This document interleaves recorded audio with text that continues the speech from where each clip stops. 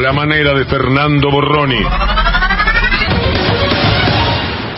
El discurso de Alberto Fernández fue un discurso donde se cumplió el objetivo que tenía, por supuesto, el mismo presidente de la Nación.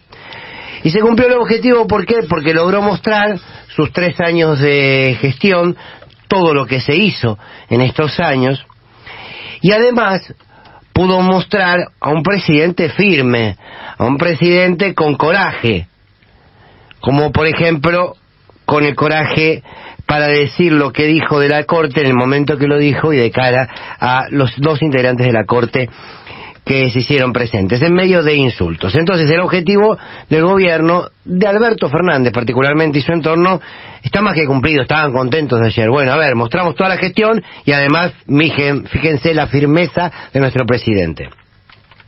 Entonces me parece oportuno poder analizar el discurso del presidente sin caer en la crítica por la crítica misma, ni tampoco en el exitismo de algunos por el discurso de Alberto Fernández.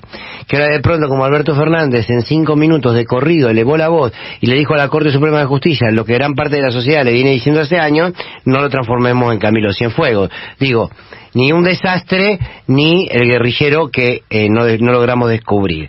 Bueno, lo primero que uno tiene para decir es que existieron 2 discursos, no uno. El primero de ellos, donde detalló cansinamente los logros del gobierno, con los testimonios de hombres y mujeres que se iban levantando, iban confirmando que lo dicho por el presidente era verdad.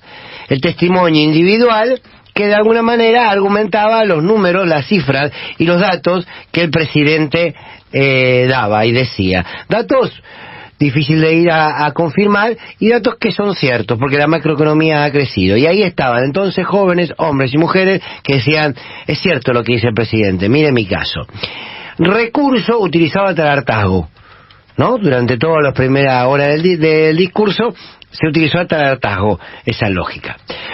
Una primera parte del discurso que además estuvo nutrida por la idea de la moderación, casi una apología de la moderación, ¿no? Y con un yoísmo que habla un poco de las características del presidente en términos de construcción política, ¿no? Concretamente dijo, yo hice esto, yo hice lo otro, ¿no?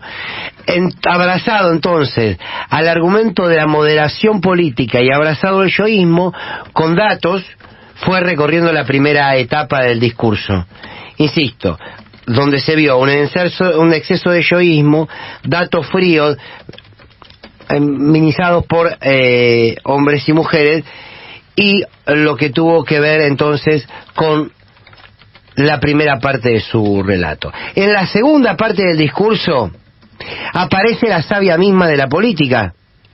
Es donde el presidente denuncia la mafia judicial, le exige que se investigue el atentado de Cristina Kirchner y donde denuncia al Consejo de la Magistratura de precisamente tenerlo la Corte cerrado y donde habla así de la proscripción a Cristina Kirchner, sin hablar de la palabra proscripción, pero sí dejando claro que se la quiere prohibir, ¿no? Inhabilitar para cargos públicos. Bien, lo concreto es que cuando uno escuchaba ese fragmento del discurso dice, bueno, este es el presidente que debió ser.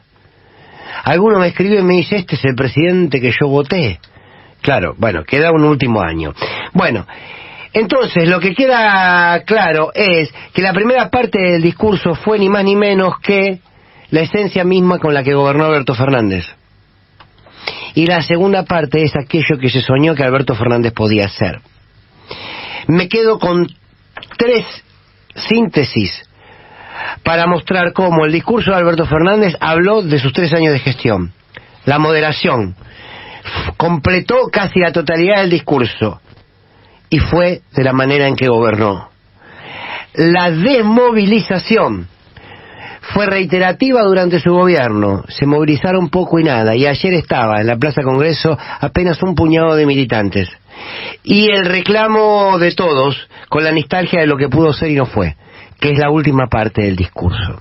Insisto, lo de ayer fue, adentro y afuera, una síntesis de este gobierno, una síntesis de las movilizaciones que este gobierno generó y una síntesis de lo que la oposición puede generar, nada más que gritos e insultos. La columna de Fernando Borroni.